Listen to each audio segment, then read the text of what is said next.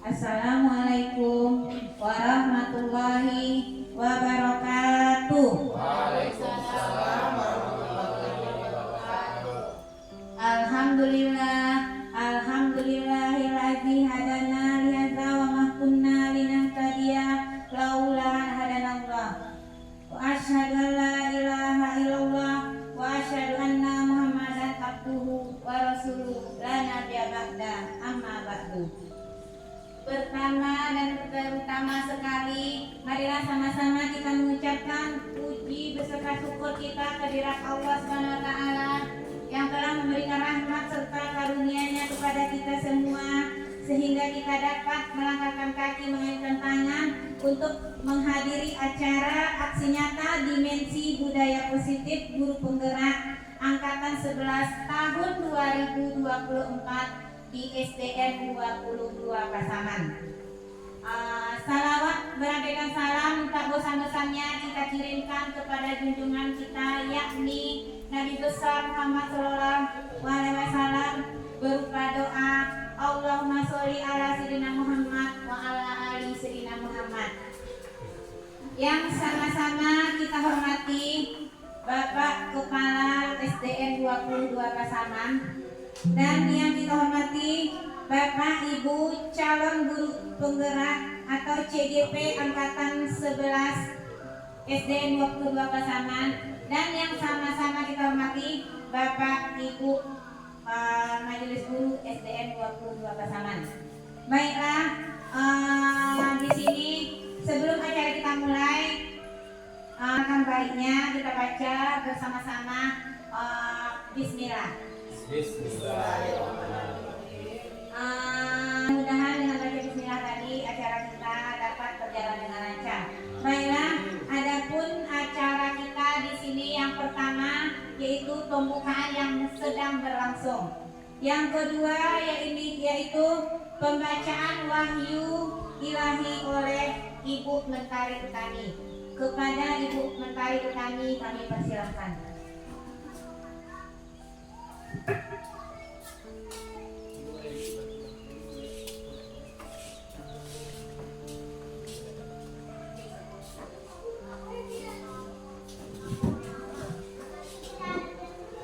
Assalamualaikum warahmatullahi wabarakatuh. Waalaikumsalam warahmatullahi wabarakatuh.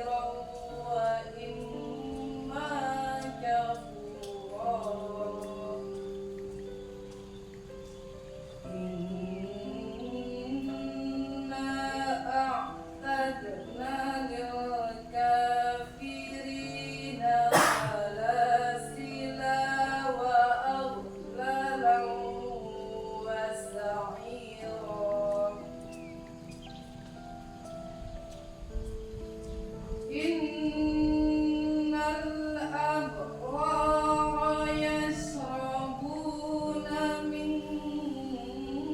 ka'sin kana mizajuha kafura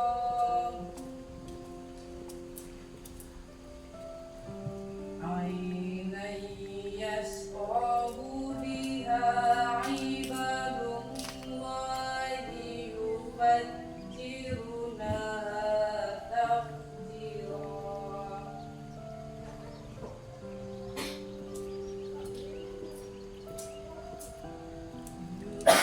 yufuna bin nazri wa yakhafuna yawman kana syarruhu mustatira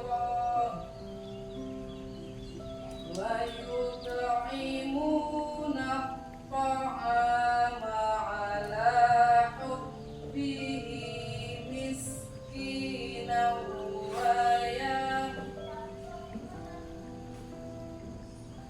wa yut'imuna at-ta'ama 'ala hubbihi miskinan wa yatiman wa asira. Shadaqallahul azim.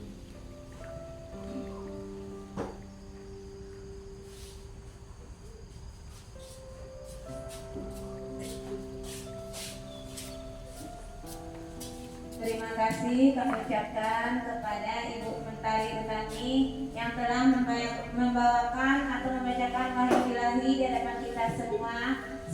Semoga dengan pembacaan Al-Quran tadi maka berjalanlah acara ini dengan lancar dari awal sampai acara ini selesai. Acara berikutnya yaitu lagu Indonesia Raya yang akan dipimpin oleh Ibu Eltrika MSD. Kepada Ibu dipersilakan. Kepada hadirin semua dipersilakan berdiri.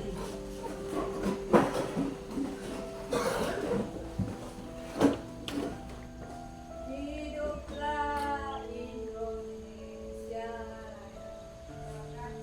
Indonesia tanah airku, tanah tumpah darahku. Di sanalah aku berdiri, jadi pandu ibuku. Indonesia kebangsaanku, bangsa dan tanah airku. Marilah kita berseru, Indonesia bersatu. Hiduplah tanahku, hiduplah negeriku, bangsaku, rakyatku semuanya. Bangunlah jiwanya, bangunlah badannya untuk Indonesia Raya. Indonesia Raya, merdeka, merdeka, tanahku, negeriku yang ku cinta. Indonesia Raya, merdeka, merdeka, hiduplah Indonesia Raya. Indonesia Raya, merdeka, merdeka, tanahku, negeriku yang ku cinta. Indonesia Raya, merdeka, merdeka, hiduplah Indonesia Raya. Hadirin dipersilakan duduk kembali.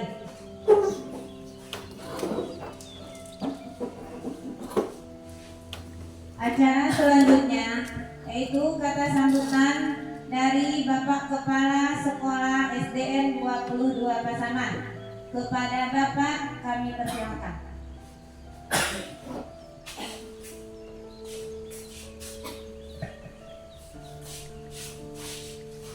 Bismillahirrahmanirrahim. Assalamualaikum warahmatullahi wabarakatuh. Alhamdulillahirabbil alamin wassalatu wassalamu ala asyrafil anbiya wal mursalin wa ala alihi wa ashabihi ajmain. Asyhadu an la ilaha illallah wahdahu la syarikalah wa asyhadu anna Muhammadan abduhu wa rasuluh sallallahu alaihi wasallam la nabiyya ba'da amma ba'du. Allahumma shalli ala sayyidina Muhammad wa ala ali sayyidina Muhammad. Yang sama-sama kita hormati Bapak Ibu Majelis Guru SD Negeri 22 Pasaman. Pertama tentunya kita bersyukur pada Allah SWT pada siang hari ini kita dapat berkumpul di sini dalam rangka menambah wawasan kita, mendengarkan diseminasi modul 1T4 budaya positif yang akan disampaikan oleh Bu Desi Yusmiana. Mudah-mudahan apa yang disampaikannya nanti bisa kita dengarkan dengan baik, kita pahami. Tentu ujung-ujungnya bisa kita belajar dan mempraktekkannya di dalam kelas atau di sekolah kita nantinya. Kemudian Bapak Ibu yang masih ragu-ragu, takut-takut dengan masuk guru penggerak, tentunya sekarang kita rubah lagi mindsetnya. Sebenarnya di guru yang tidak terpanggil guru penggerak itu bukan tidak berarti hebat, sudah hebat semuanya, cuma menambah hebat lagi, yaitu menambah ilmu kita lagi, sehingga kita semakin bagus, semakin mantap lagi mengajarnya. Jadi di program guru penggerak itu kita banyak sekali ilmu yang kita dapatkan. Mungkin ibaratkan laptop kita refresh pengetahuan kita, pemahaman kita, bahwa dulu kita kuliah, waktu zaman kita kuliah tentu jauh berbeda dengan yang kita hadapi hari ini. Jadi teori-teori waktu kuliah tentu pada saat itu, sekarang sudah berubah. Apa bukti berubah? Semua pengetahuan itu ada di genggaman kita masing-masing, ya. Jadi kalau Bapak Ibu contohnya tidak tahu arti diseminasi, cari aja di Google, yang akan diterangkannya lebih lengkap lagi. Nah, itu perubahan yang terjadi. Jadi inilah gunanya kita selalu belajar, mengupdate pengetahuan kita. Nah, khususnya pada acara ini kita dengarkan nanti bagaimana apa itu budaya positif, apa-apa saja materi-materinya. Kita berharap dengan adanya penyampaian materi dari Bapak Ibu calon guru penggerak nantinya bisa menambah wawasan kita dan bisa bermanfaat untuk kita dan anak didik kita. Barangkali selamat mengikuti aksi nyata ini. Mudah-mudahan semua kita bisa menjadi guru yang hebat. Guru yang hebat itu adalah guru yang dicintai muridnya. Jadi walaupun setinggi gunung ADM kita, kalau ternyata di sekolah guru lokal anak-anak kita juga berantakan, tidak kita didik dengan baik, itu bukan guru hebat. Walaupun sertifikat kita mungkin sudah puluhan tua, tapi ketika di lokal anak-anak kita berantakan, anak-anak kita juga tidak mampu kita hadapi dengan baik, juga belum maksimal namanya. Bukan berarti tidak boleh. Jadi guru yang terbaik adalah guru yang melayani anak didiknya dengan sepenuh hati, dengan hati yang hangat, sehingga ketika guru tidak datang anaknya merindukannya. Jangan sampai ketika guru tidak datang alhamdulillah ditekan anak. Jadi inilah sama-sama kita belajar. Mudah-mudahan bermanfaat. Selamat menyaksikan aksi nyata. Terima kasih kami ucapkan kepada Bapak Ibu guru calon guru penggerak, ilmunya mudah-mudahan bisa kita terapkan. Barangkali demikian dapat kami sampaikan. Salam dan janggal mohon maaf. Assalamualaikum warahmatullahi wabarakatuh. Waalaikumsalam warahmatullahi wabarakatuh.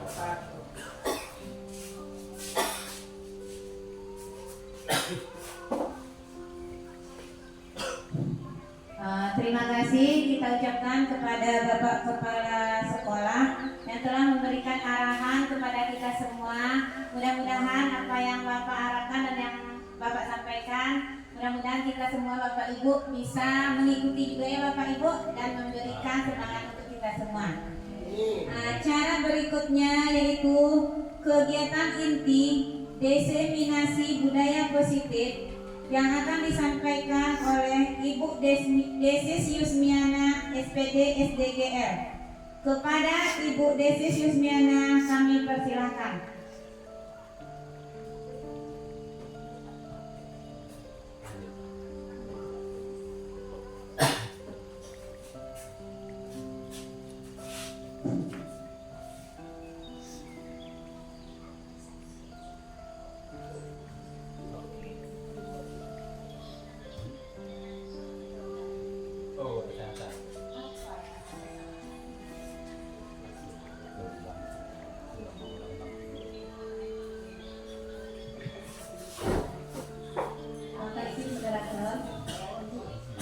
Pergi ke Simpang 4 naik motor. Dari Simpang 4 membawa gitar. Terima kasih saudari moderator. Izinkan saya presentasi sebentar. Assalamualaikum warahmatullahi wabarakatuh. Waalaikumsalam warahmatullahi wabarakatuh. Salam dan bahagia Bapak Ibu guru hebat SD Negeri 22 Pasaman. Alhamdulillahirabbil alamin. Assalatu wassalamu ala asrofil anbiya'i wal mursalin wa ala alihi wa sahbihi Rasulullah ajma'in. Amma ba'du. Pertama dan utama sekali, marilah kita ucapkan puji dan syukur kita kehadirat Allah Subhanahu wa taala yang mana pada siang ini kita masih diberikan nikmat, baik berupa nikmat iman, nikmat Islam, nikmat kesehatan dan nikmat kesempatan, sehingga kita dapat melaksanakan kegiatan diseminasi budaya positif di sekolah kita ini. Selawat berangkatkan salam marilah kita kirimkan buat Nabi besar kita Muhammad SAW yang berlambaskan doa Allahumma sholli ala Sayyidina Muhammad wa ala ali Sayyidina Muhammad. Semoga dengan sering-seringnya kita bersalawat kita mendapat syafaat di yaumil mahsyar. Amin amin ya rabbal alamin. Yang terhormat Bapak Kepala Sekolah SD Negeri 22 Pasaman, yang terhormat Bapak Ibu Majelis Guru SD Negeri 22 Pasaman, seterusnya Ibu Tenaga Administrasi SD Negeri 22 Pasaman. Terima kasih saya ucapkan kepada Bapak Ibu yang telah bersedia meluangkan waktunya untuk kegiatan ini, yaitu diseminasi budaya positif yang merupakan tugas calon guru penggerak bersama saya Desis Yusmiana SPD SDGR, calon guru penggerak angkatan 11 Kabupaten Pasaman Barat.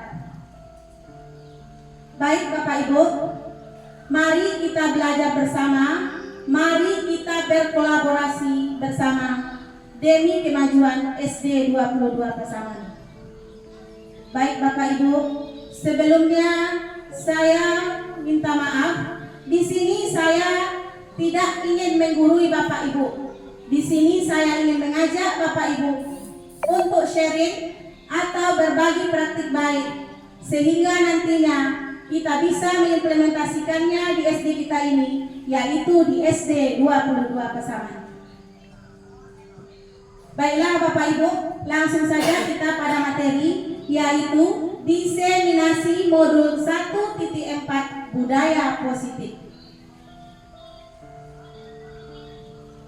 Baiklah Bapak Ibu, sebelum kita masuk ke materi budaya positif, mari kita pelajari dahulu apa itu tujuan pendidikan.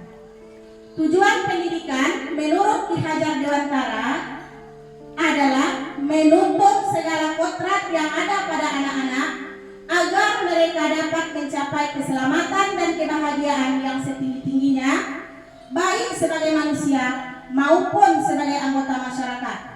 Oleh sebab itu, pendidik itu hanya dapat menuntun tumbuh atau hidupnya kekuatan kodrat yang ada pada anak-anak agar dapat memperbaiki lakunya, bukan dasarnya hidup dan tumbuhnya kekuatan kodrat anak. Jadi Itulah tujuan pendidikan menurut Ki Hajar Dewantara. Kita sebagai guru hanya menuntut anak kita untuk mencapai keselamatan dan kebahagiaan yang setinggi-tingginya demi mencapai cita-citanya nantinya. Baiklah Bapak Ibu, kita langsung masuk pada budaya positif. Mungkin Bapak Ibu tidak asing lagi apa yang dimaksud dengan budaya positif, apa saja yang termasuk ke dalam budaya positif. Kita sudah seringkali melakukannya di sekolah kita ini. Salah satunya yaitu tentang 5S. Apa itu 5S Bapak Ibu? Senyum, ya, sapa, salam, sopan, santun. Ya, sudah sering kita lakukan bahkan setiap hari terhadap anak-anak didik kita di sekolah kita ini. Selain dari itu ada lagi pembiasaan-pembiasaan yang sering kita lakukan di SD 22 Pasaman ini, yaitu mulai dari hari Senin sampai hari Sabtu, ya. Jadi budaya positif di sekolah yaitu nilai dan kebiasaan di sekolah yang berpihak pada murid agar mereka dapat berkembang menjadi pribadi yang kritis, penuh hormat dan bertanggung jawab sesuai dengan profil pelajar Pancasila. Baik Bapak Ibu, ada berapa dimensi profil pelajar Pancasila? Ya, bagus, ada 6. Apa saja itu Bapak Ibu?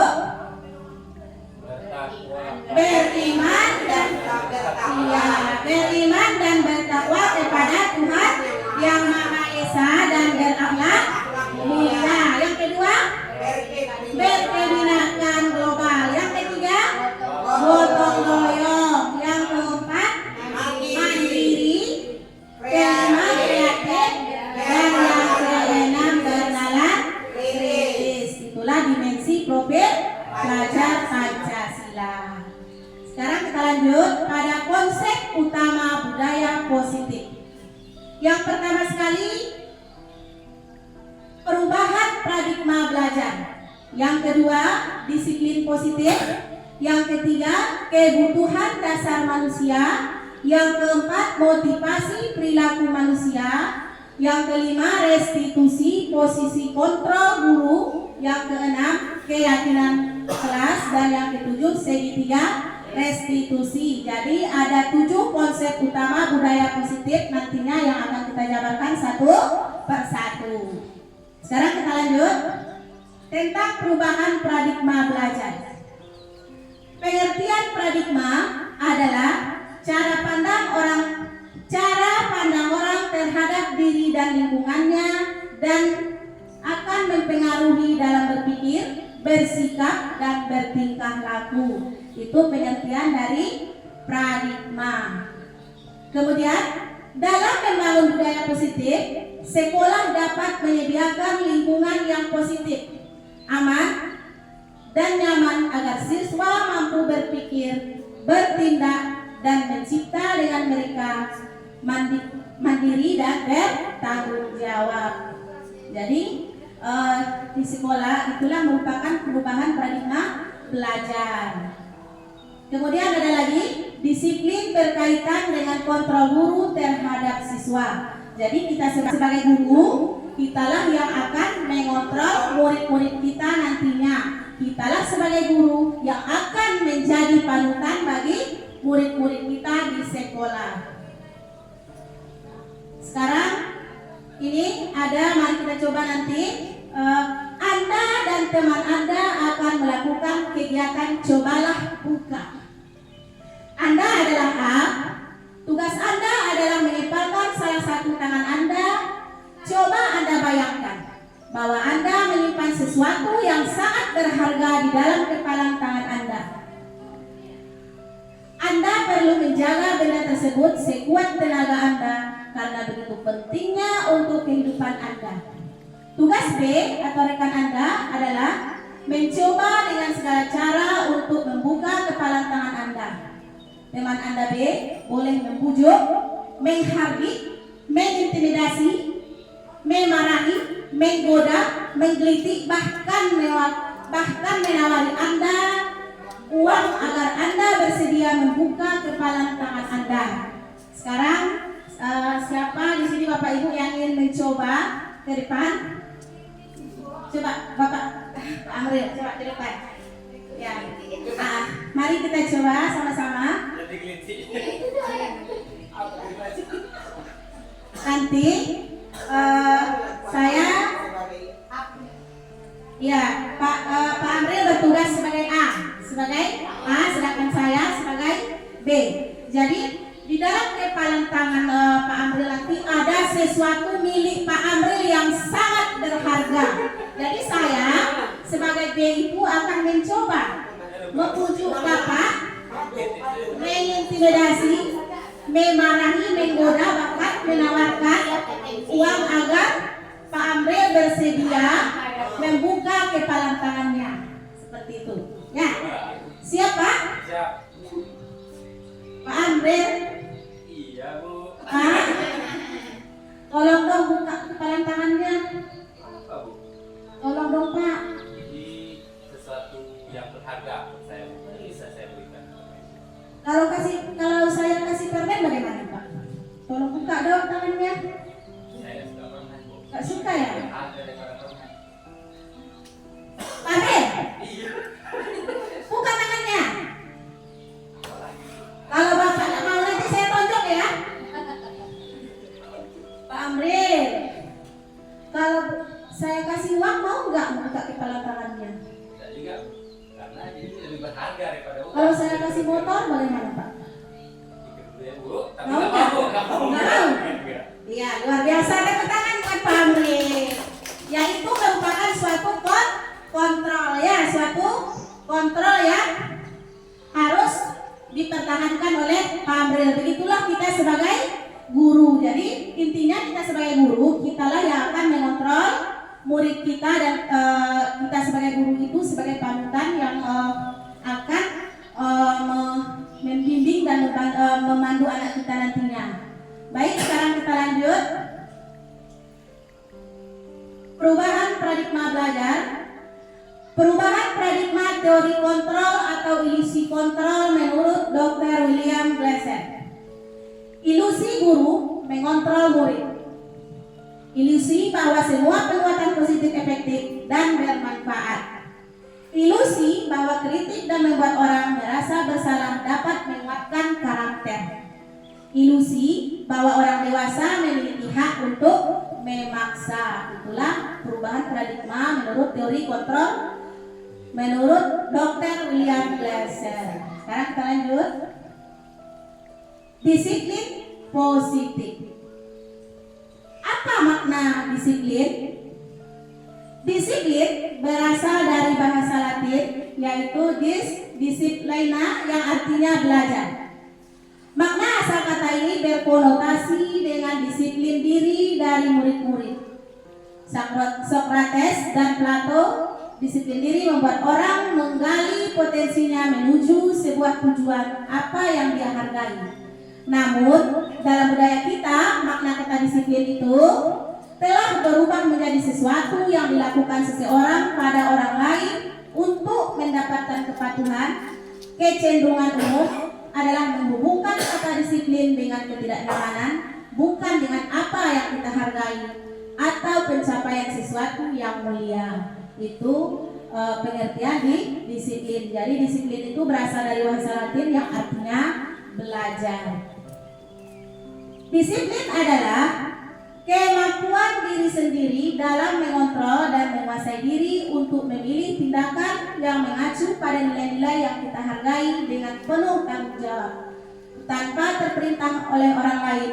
Nilai-nilai yang kita hargai adalah nilai kebajikan atau sifat positif manusia yang merupakan tujuan mulia yang ingin dicapai setiap individu, yaitu nilai-nilai dalam profil pelajar Pancasila seperti yang telah kita sebutkan tadi, 6 dimensi profil pelajar Pancasila, yaitu beriman dan bertakwa kepada Tuhan Yang Maha Esa dan berakhlak mulia, berkebinekaan global, gotong royong, mandiri, kreatif, dan bernalar kritis. Baiklah Bapak Ibu, biar lebih semangat kita ice breaking dulu.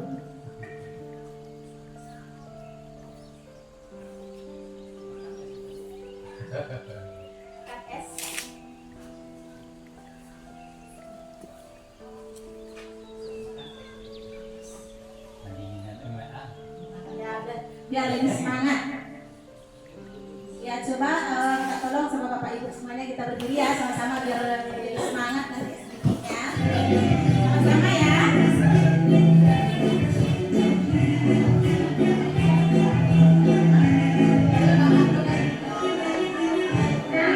Diputar-putar, bertepuk tangan, tangan diputar-putar, pegang bahu, tangan diputar-putar, pegang lutut, digoyang-goyang, digoyang-goyang, digoyang-goyang, tangan diputar-putar, bertepuk tangan, tangan diputar-putar, pegang bahu, tangan diputar-putar, pegang lutut, digoyang-goyang, digoyang-goyang, digoyang-goyang, diputar-putar, diputar ke atas, diputar-putar, diputar ke bawah, diputar-putar, diputar ke kanan, diputar-putar, diputar ke kiri.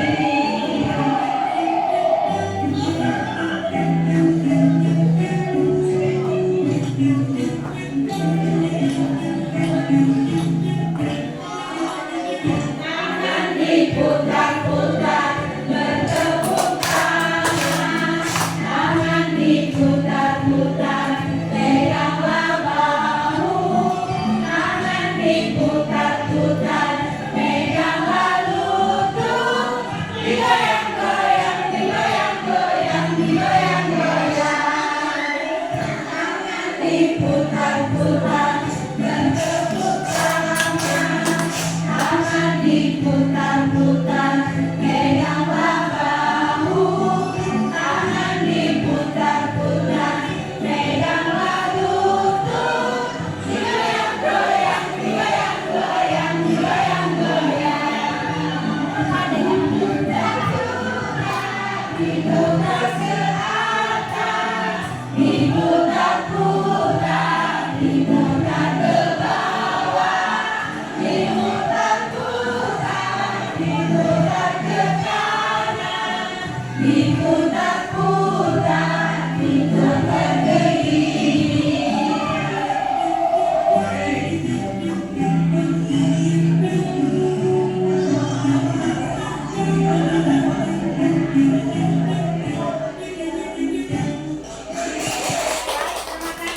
Ibu, Bapak Ibu semuanya, luar biasa. Olahraga.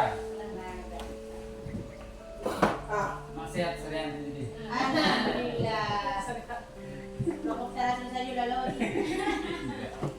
Muat mahal.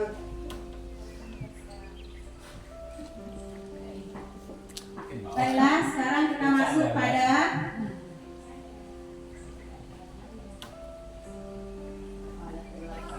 ya, baiklah. Sekarang kita lanjut pada poin yang ketiga yaitu kebutuhan dasar manusia.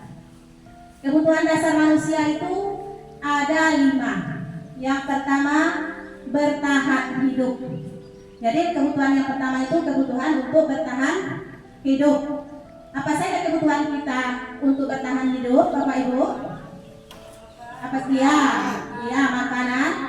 Iya, makan, pakaian, tempat tinggal. Ya, itu merupakan kebutuhan untuk bertahan hidup. Kemudian ada lagi kebutuhan cinta dan kasih sayang.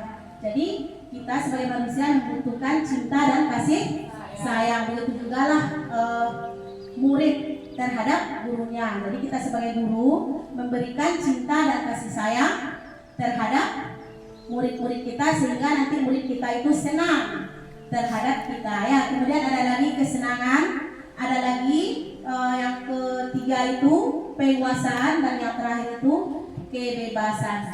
Jadi realitasnya kebutuhan itu setiap orang itu berbeda. Kita harus berusaha memahami pandangan orang lain tentang dunia. Setiap orang itu memiliki gambaran yang berbeda. Kita lanjut. Ini ada kasus Bu Ria, guru kelas 6 di SD Permai, sedang bingung menghadapi ulang salah satu murid di kelas yang bernama Andi. Beberapa anak telah datang dan mengeluh Andi yang sering meminta bekal makan siang mereka dengan paksa. Jika Anda menghadapi situasi seperti Bu Ria, apa yang Anda lakukan? Menurut Anda, kira-kira apa alasan Andi melakukan? Jadi jika kita sebagai Bu Ria, apa yang harus kita lakukan jika kita menemukan anak murid di sekolah kita seperti Andi? Iya, bagus, memanggilnya. Setelah memberikan pertanyaan, kemudian bisa saja mungkin dengan memberikan nasihat, ya Ibu. Kemudian kira-kira apa alasan si Andi itu melakukan seperti itu? Mungkin saja di rumah mungkin tidak makan, tidak ada yang mau dimakan, sehingga si Andi itu nekat untuk melakukan seperti itu. Ya. Sekarang dalam konteks penerapan disiplin positif, Bu Ria itu sebaiknya mencari tahu alasan Andi untuk melakukan tindakan tersebut agar mengetahui kebutuhan mana yang berusaha dipenuhi oleh Andi. Yang pertama sekali, Andi itu lapar dan orang tuanya tidak membawakan bekal makan siang. Jadi mungkin di rumah karena orang tuanya sibuk sehingga tidak sempat untuk memberikan bekal terhadap Andi, sehingga Andi itu nekat untuk mengambil makan makan temannya. Nah, itu termasuk survival atau bertahan hidup.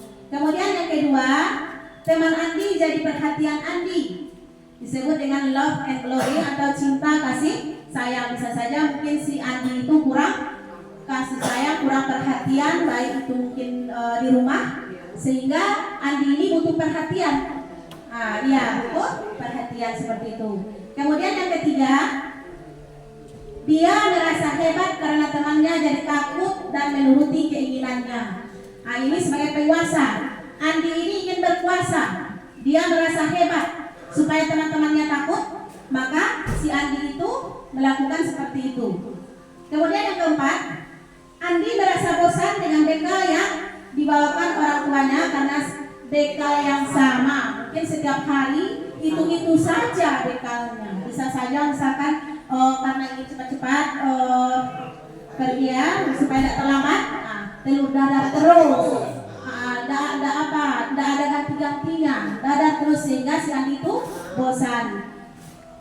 Kemudian yang kelima, Andi hanya iseng dan dia menikmati ekspresi wajah temannya yang kesal. Jadi itu termasuk kesenangan atau fun, itu kesenangan. Jadi iseng-iseng si Andi ini supaya temannya itu jengkel, kesal, maka si Andi itu berbuat seperti itu. Lanjut, yang keempat, semua perilaku memiliki tujuan. Teori motivasi perilaku manusia. Yang pertama, untuk menghindari ketidaknyamanan atau hukuman, apa yang akan terjadi apabila saya tidak melakukannya? Itu termasuk motivasi eksternal, yaitu motivasi dari luar diri kita sendiri. Misalkan seorang kepala minta tolong kepada kita, jadi apa yang akan terjadi apabila saya tidak melakukannya, seperti itu. Jadi itu termasuk motivasi eksternal. Itu termasuk untuk menghindari ketidaknyamanan atau dimaksud dengan hukuman. Kemudian ada lagi yang kedua, untuk mendapatkan imbalan dari orang lain atau institusi, apa yang akan saya dapatkan apabila saya melakukannya. Itu juga termasuk motivasi eksternal dari luar diri seseorang. Jadi jika saya tidak melakukannya, atau apa yang akan saya dapatkan apabila saya melakukannya. Nah, berarti tidak tulus maksudnya ya, karena dari luar diri seseorang. Kemudian yang ketiga, untuk menghargai diri sendiri, saya akan menjadi orang seperti apa bila saya melakukannya. Inilah yang termasuk motivasi internal atau motivasi dari dalam diri seseorang. Jadi itulah tujuan dari disiplin positif. Misalkan Tadi jika saya akan menjadi seorang apa jika saya melakukannya. Jadi saya akan menjadi orang seperti apa bila saya melakukannya, itu termasuk motivasi internal. Kita lanjut, hukuman dan sanksi atau konsekuensi. IPA kurang menguasai pelajaran matematika, sehingga pada saat pelajaran tersebut berlangsung, dia lebih banyak berdiam diri atau menggambar di buku pelajarannya. Pada saat guru matematikanya, Pak Seno menanyakan pertanyaan, IPA menjadi gugup dan tak sengaja menjatuhkan tasnya dari kursi, serta tiba-tiba menjadi gagap pada saat berupaya menjawab. Seluruh kelas pun tertawa melihat perilaku IPA yang berbicara tergagap dan terkejut tersebut. Pak Seno pada saat itu membiarkan teman-teman IPA menertawakan IPA yang tergagap dan malu luar biasa. Dan malahan minta IPA untuk maju ke depan dan berdiri di depan kelas sambil menunjuk hidungnya karena tidak bisa menjawab pertanyaan Pak Seno. Kelas semakin gaduh dan anak-anak pun tertawa melihat IPA di depan kelas yang ujung hidungnya. Jadi pertanyaannya, apakah Anda setuju dengan tindakan Pak Seno terhadap IPA? Kemudian yang kedua, menurut Anda tindakan Pak Seno terhadap IPA adalah sebuah hukuman atau konsekuensi. Mengapa? Jadi pada pertanyaan yang pertama, apakah Bapak dan Ibu itu setuju dengan tindakan Pak Seno terhadap IPA? Setuju? Iya, tidak setuju karena itu termasuk suatu hukuman. Kita sebagai guru tidak boleh lagi untuk menghukum murid kita. Ya, tidak boleh kita menghukum murid kita. Kita sebagai guru itu adalah sebagai manajer, bukan sebagai penghukum. Ya. Jadi yang kedua, tindakan Pak Seno terhadap IPA itu sebuah hukuman atau konsekuensi? Iya, hukuman. Ya, mengapa? Mengapa termasuk itu hukuman? Karena IPA tadi disuruh berdiri ke depan, ya, kemudian memegang apa katanya? Ya, menunjuk hidungnya salah satu, ya. Kemudian IPA juga ditertawakan oleh teman-temannya sehingga IPA itu merasa malu, ya. Iya. Jadi kita sebagai guru tidak boleh melakukan hukuman seperti yang dilakukan oleh Pak Seno, ya. Sekarang lanjut, mari berlatih. Kita akan berlatih apakah termasuk hukuman atau konsekuensi. Yang pertama, lari mengelilingi lapangan 2 kali karena terlambat hadir ke sekolah. Apakah termasuk hukuman atau konsekuensi? Iya, hukuman. Bolehkah kita lakukan sebagai guru untuk menghukum siswa seperti itu? Iya, mulai dari sekarang kita angsur-angsur. Jadi kita sebagai guru tidak boleh lagi untuk menghukum siswa kita, ya, atau murid kita di sekolah. Ya, kemudian yang kedua, bersihkan coretan yang dibuatnya di meja tulis. Apakah termasuk hukuman atau konsekuensi? Iya, konsekuensi. Jadi jika kita memberikan coretan tentu harus kita bersihkan. Kita yang melakukan, ya, tentu kita yang membersihkan. Itu termasuk konsekuensi. Selanjutnya, murid diminta untuk push up 15 kali karena tidak menggunakan masker ke sekolah. Termasuk apa? Iya, hukuman. Iya. Menggantikan kertas tugas teman yang telah dicoret-coret. Termasuk apa? Iya, bagus. Termasuk konsekuensi juga. Konsekuensinya tentu kita harus mengganti kertas teman kita yang telah kita coret-coret. Kemudian berjemur di lapangan basket pukul 12 siang karena mengobrol dengan teman. Iya, termasuk hukuman. Murid diminta bertelanjang kaki sepanjang hari karena tidak menggunakan sepatu warna hitam sesuai peraturan sekolah. Termasuk hukuman atau konsekuensi? Iya, hukuman juga. Jadi berdiri di depan kelas sambil mengangkat kaki satu karena tidak bisa menjawab pertanyaan. Apakah? Iya, itu juga termasuk sebuah hukuman. Jadi kita sebagai guru tidak boleh lagi melakukan hal seperti itu. Kemudian ada lagi restitusi posisi kontrol guru. Ada 5 restitusi posisi kontrol guru. Yang pertama sebagai penghukum, yang kedua pembuat merasa bersalah, kemudian yang ketiga teman, yang keempat pemantau, dan yang kelima manajer. Jadi di antara 1 sampai 5 itu manakah yang sebaiknya kita lakukan sebagai seorang guru? Iya bagus Pak, sebagai manajer. Sekarang kita lanjut posisi kontrol guru penghukum. Ini ada pertanyaan-pertanyaan, siapa yang mengatakan seperti itu? Coba kita lihat sama-sama. Saya kecewa sekali dengan kamu. Siapa yang mengatakan? Pembuat. Orang merasa bersalah. Kamu tidak pernah benar melakukannya. Berarti itu termasuk hukuman. Kemudian, ayo lakukan demi Bapak. Itu termasuk teman. Lakukan demi Bapak dan Ibu. Itu termasuk teman. Kemudian, apakah kamu mau mendapat stiker bintang hari ini? Itu termasuk Jadi kita lanjutkan yang berikutnya. Bagaimana kamu bisa menyelesaikan masalah ini? Itu termasuk manajer. Kamu selalu yang paling terakhir. Itu juga termasuk penghukum. Karena dengan kita mengatakan seperti itu tidak baik bagi seorang siswa ya. Kemudian pembentukan kegiatan kelas. Pembentukan keyakinan kelas. Sekarang kita lihat dulu. Keyakinan kelas bersifat lebih abstrak dari peraturan yang lebih rinci dan konkret. Keyakinan kelas berupa pernyataan universal. Pernyataan kelas dibuat dalam keyakinan kelas hendaknya tidak terlalu banyak sehingga mudah diingat dan dipahami. Keyakinan kelas sebaiknya sesuatu yang dapat diterapkan di lingkungan tersebut.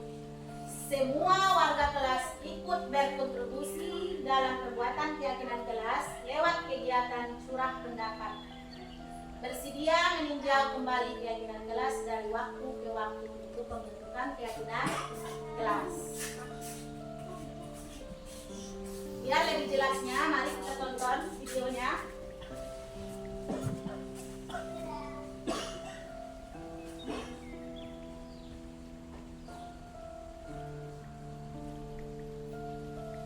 Baik.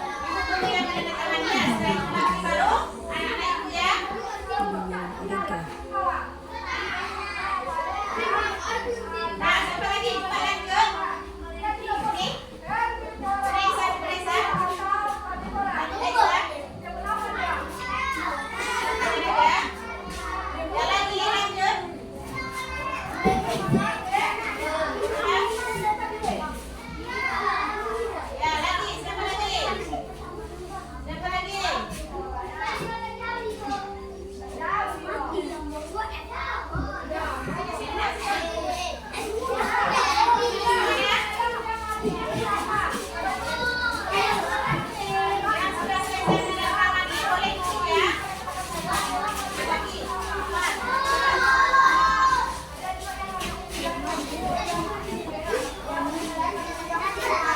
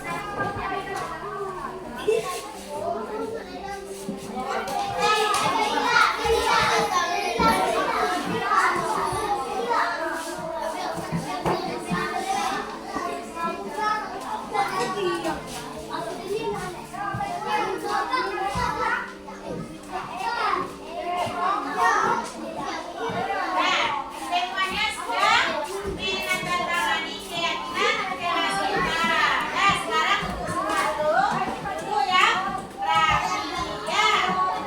Sudah sepakat ini kan? Tandanya kita sudah sepakat, kita semua sudah menandatangani tentang keyakinan kelas kita. Sekarang coba lihat nanti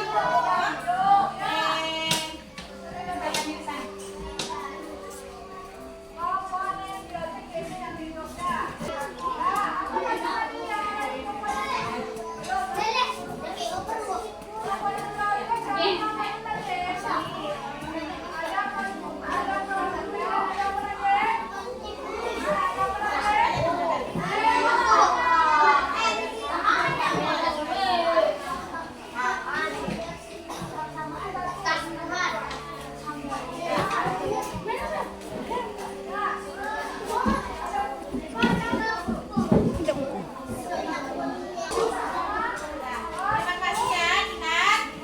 Nah, inilah keyakinan kelas saya. Sekarang sudahi dengan Assalamualaikum warahmatullahi wabarakatuh.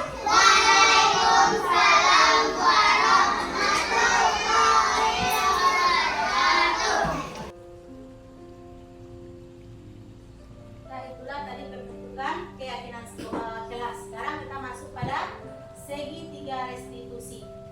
Proses menciptakan kondisi bagi murid untuk memperbaiki kesalahan mereka sehingga mereka bisa kembali pada kelompok mereka dengan karakter yang lebih kuat melalui restitusi guru dapat membantu murid menjadi lebih memiliki tujuan, disiplin positif, serta memulihkan dirinya setelah berbuat salah.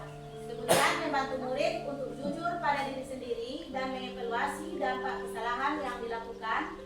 Dan yang terakhir memberikan penawaran bukan paksaan. Lanjut. Ini ada segitiga restitusi. Yang pertama sekali ada menstabilkan identitas. Yang kedua validasi tindakan yang salah, dan yang ketiga menanyakan keyakinan kelas.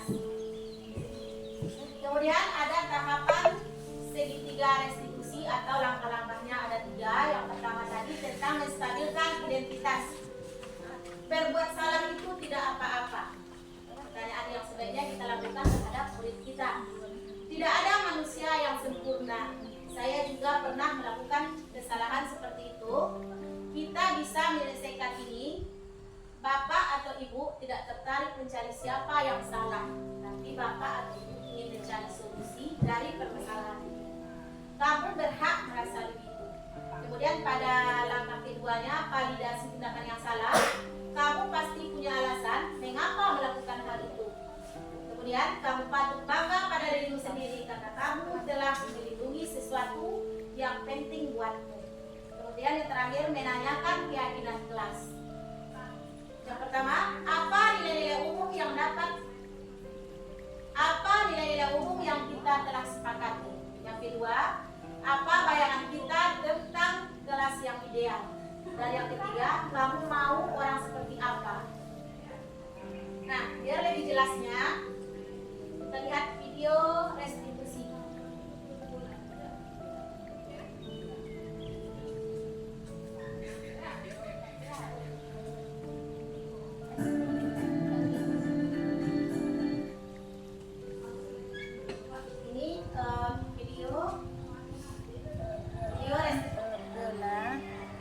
Roza, tahu kenapa dipanggil tukang?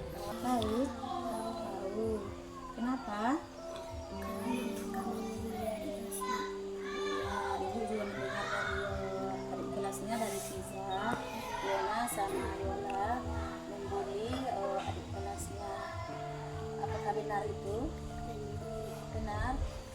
Kenapa dilakukan seperti itu, Nak? Kenapa? Karena dia Yang duluan, coba ceritakan dulu, Nak, kejadian. kami kan dalam putus sama dia bilang nih kami nyakitin dia buat lempar batu kena dada kami, terus dia aja kami bu, pulang aja kami, terus dicacat kaki Rani bu, bilangnya ya Rani ini bu, terus dia aja kami bu, lawannya balik Rani bu, terus juga nangis dia bu, dilemparnya kami pakai batu geser bu, kami sentak jilbabnya bu, terus menangis dia, helalpin dia bu, dia aja kami lagi. Oh, seperti itu ceritanya. Ya, ibu juga merasakan seandainya ibu tidak seperti itu. Tapi, apakah kita boleh melakukan seperti itu? Tidak boleh. Apalagi disimpan juga, ya. Tidak boleh kita lakukan seperti itu. Jadi kalau seperti itu, bagaimana cara kita mengatasi seperti itu? Bagaimana solusinya? Ibu memanggil anak ibu ke sini bukan mencari kesalahan atau bagaimana. Kita sekarang di sini mencari bagaimana jalan terbaiknya. Apa yang harus kita lakukan jika kita sudah melakukan kesalahan? Berbuat baik, meminta maaf kepada anak. Kemudian selain itu apa lagi? Apakah boleh kita ulangi lagi? Terima kasih. Mudah-mudahan kedepannya tidak ada seperti itu lagi ya. Terima kasih ya, Nak. Ibu memanggil ke sini supaya tidak terulang lagi seperti yang kemarin yang telah dilakukan oleh ya. Besok kalau Ibu Iza datang ke sini, apa yang akan kita lakukan? Yang bagus, terima kasih ya. Terima kasih ya, Nak ya. Sekarang sudah boleh keluar, sudah boleh masuk ke dalam masing-masing ya. Ya. Iya, silakan.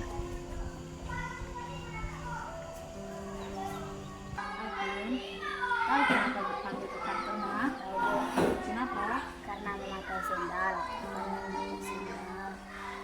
Bisa diceritakan kenapa Bu memakai sendal? Pulang-pulang bu, ada air kami main air dengan sepatu. Ya. Satu basah, Terus apa lagi? dua jawab. Jadi bukan air itu bagaimana? Akan kembali? Nah. Nah, terus bagaimana selanjutnya lagi? Apa yang harus aku lakukan? Tidak boleh mengikuti, harus memakai sepatu. Ya, harus memakai sepatu.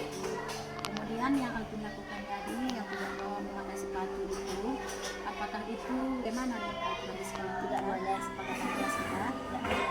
Tidak boleh. Jadi di dalam kesepakatan kelas kita bagaimana? Tidak boleh apa? Tidak boleh memakai sendal. Memakai sendal. Jadi untuk yang pertama hari ini Alvin tidak boleh lagi melanggar peraturan kesepakatan kelas yang telah kita buat. Ya. Jadi Alvin mulai besok dan seterusnya harus memakai sepatu. Ya, terima kasih ya nak ya. Jadi yang tidak boleh lagi pakai sendal ya. Terima kasih ya. Silakan nak. Assalamualaikum warahmatullahi wabarakatuh. Nama saya Viola Dasaya. Kami dari SDN 22 Pasaman, kelas 6. Kami dipanggil oleh Ibu Desis karena kami membuat kesalahan. Dan Ibu Desis tidak memarahi kami. Ibu Desis menjadi solusinya. Dan kami minta terima kasih dan kami tidak mengulanginya lagi. Assalamualaikum warahmatullahi wabarakatuh. Assalamualaikum warahmatullahi wabarakatuh. Nama saya Alvin, kelas 6, SDN 22 Pasaman.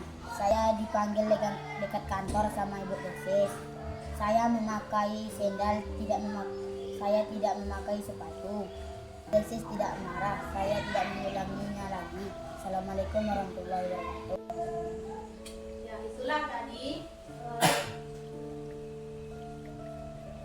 restitusi yang pernah saya cobakan, karena kebetulan di sekolah kita ini ada murid kita yang sedang berkasus ya tentang pembulian. Ya, itulah tadi hasil presentasi saya. Kalau ada masukan atau saran maupun pertanyaan dari Bapak dan Ibu, saya persilakan. Ya, baik, terima kasih Bu Lita. Silakan Bu. Assalamualaikum warahmatullahi wabarakatuh. Waalaikumsalam warahmatullahi wabarakatuh. Terima kasih banyak atas waktu yang telah diberikan kepada kami. Kami sangat tertarik sekali atas video yang telah ditampilkan, begitu juga dengan materi yang telah disampaikan kepada kami, sehingga rasanya pada hari ini banyak sekali ilmu yang kami dapatkan, di mana harapan kita semuanya dengan adanya calon guru penggerak dari sekolah SD Negeri 22 Pasaman yang jumlahnya 3 orang ini merupakan pemicu penyemangat bagi guru-guru yang lainnya untuk dapat mengikuti jejak dari KGP angkatan 11 ini. Di sini saya sedikit memberikan tanggapan sekaligus pertanyaan untuk Bu Desis Kusmiana selaku penyaji materi pada hari ini. Menurut saya selama ini saya mengakui bahwa saya masih sering menempatkan diri sebagai seorang penghukum dan rasa bersalah untuk mengatasi permasalahan murid yang kurang disiplin. Namun menurut saya sekarang itu lebih baik dan efektif karena anak lebih disiplin.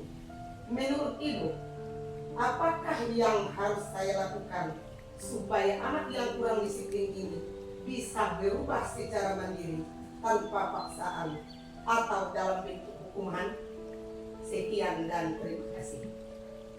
Baik, terima kasih saya ucapkan kepada Ibu Lita yang telah memberikan pertanyaan kepada saya, di mana tadi berhubungan dengan 5 posisi kontrol guru, di mana Ibu selama ini katanya berada pada posisi penghukum atau dan rasa bersalah, dan bagaimana cara mengatasi anak supaya bisa berubah seperti itu tadi Bu. Iya, iya. Ya, baiklah, saya berbagi pengalaman dengan Ibu untuk mengatasi murid yang kurang disiplin, maka kita kembali kepada keyakinan kelas.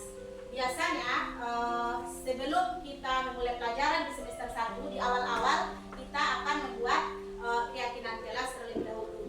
Jadi keyakinan kelas itu kan akan kita sepakati bersama murid kita. Ya, murid kita. Kalau dahulu namanya peraturan kelas, kemudian ada namanya kesepakatan kelas, dan yang terakhir ada namanya keyakinan kelas. Jadi setelah kita sepakati nanti dengan murid-murid kita, maka nanti kan di keyakinan kelas itu akan kita kesepakati, kita berikan pertanyaan kepada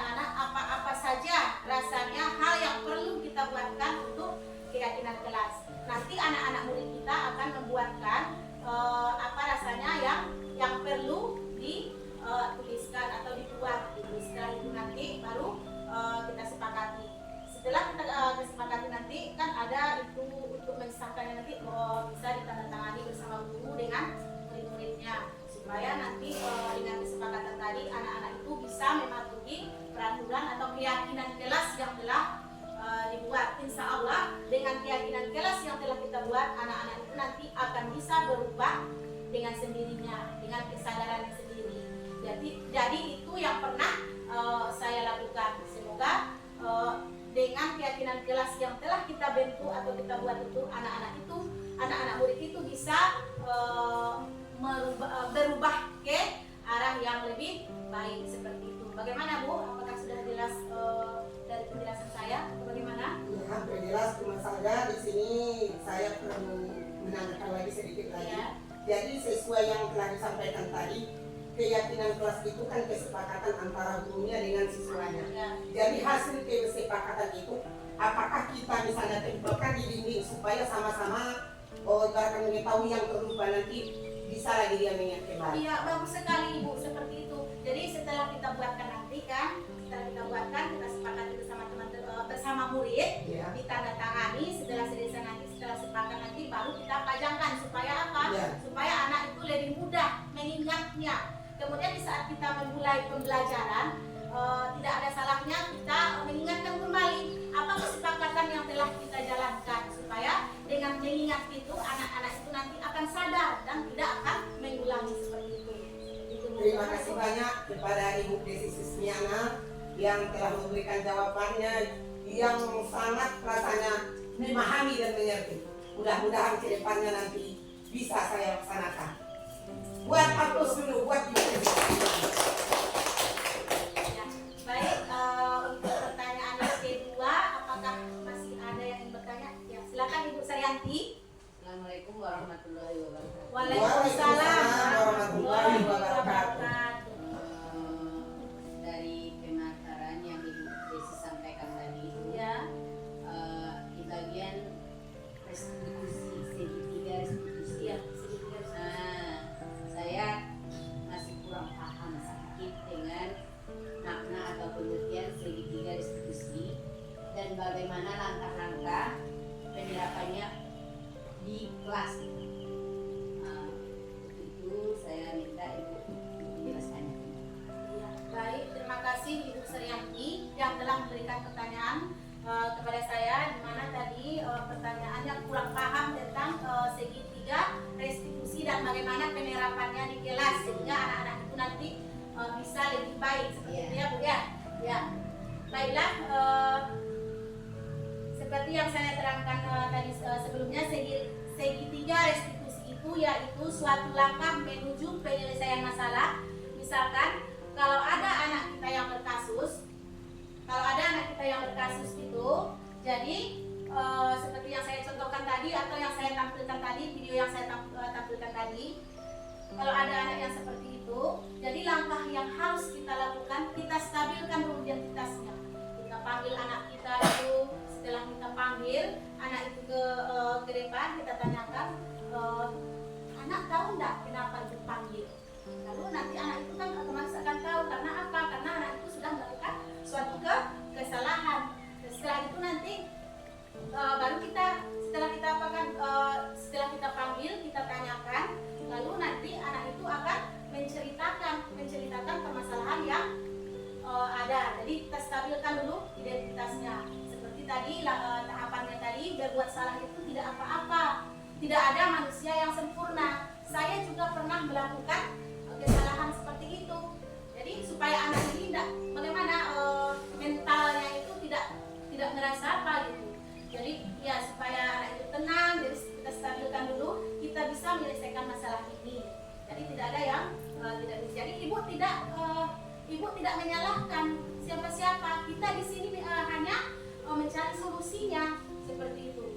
Jadi setelah itu baru kita masuk pada tahap yang kedua, seperti tahap kedua, tindakan validasi yang salah. Jadi kamu tentu punya alasan melakukan hal seperti itu.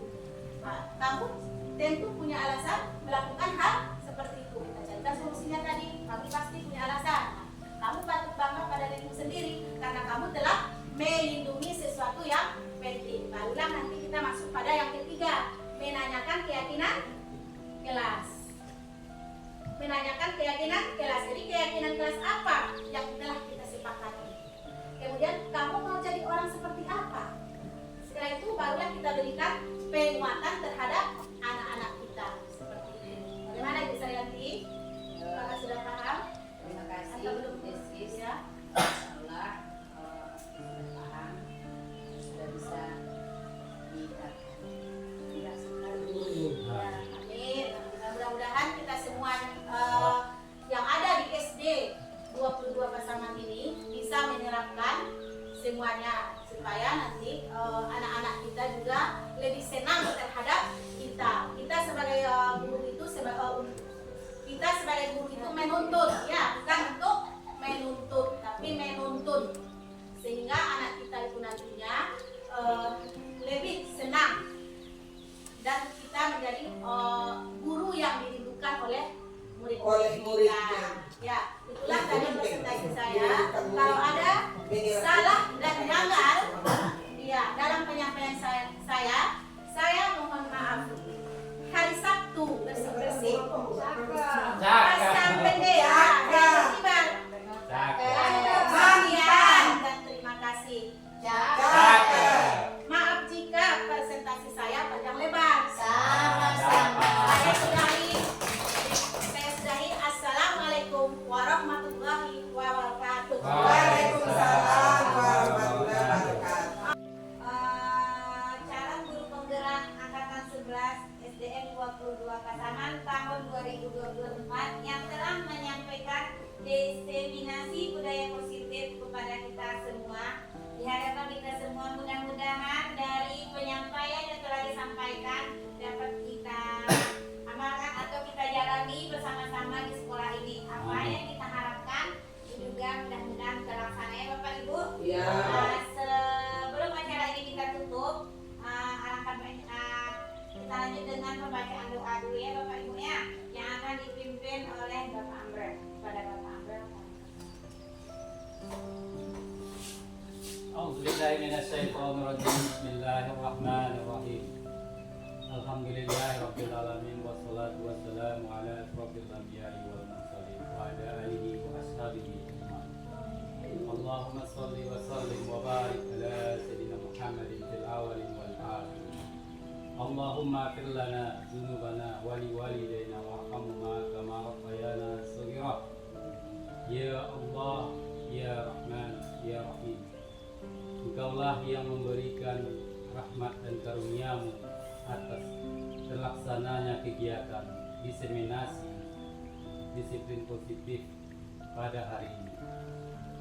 Ya Allah, atas petunjuk-Mu dan pemberian pemahaman-Mu kepada kami memahami, mengerti dan mengetahui, wawasan kami semakin bertambah, dan semoga kedepannya kami dapat mengaplikasikannya dalam kehidupan kami sehari-hari sebagai seorang guru di SDN 22 Pasaman. Ya Allah yang Maha Pengasih, Allahumma inna nas'aluka salamatan fid dinina, afiatan fil jasadi, ziyaratan fil ilmi, wa barakatan fil rizqi, wa taubatan qoblal maut, wa rahmatan indal maut, wa maghfiratan ba'dal maut. Rabbana taqabbal minna innaka antas samiul alim wa tub 'alaina innaka antat tawwabur rahim. Wa sallallahu ala Muhammadin wa ala alihi wa sahbihi ajma'in. Subhana rabbika rabbil izzati amma yasifun wa salamun 'alal mursalin walhamdulillahi rabbil alamin. Dengan berakhirnya doa tadi, maka berakhir pula acara kita, acara aksi nyata dimensi budaya positif guru penggerak angkatan 11 tahun 2024 di SDN 22 Pasaman. Saya tutup dengan Assalamualaikum warahmatullahi wabarakatuh.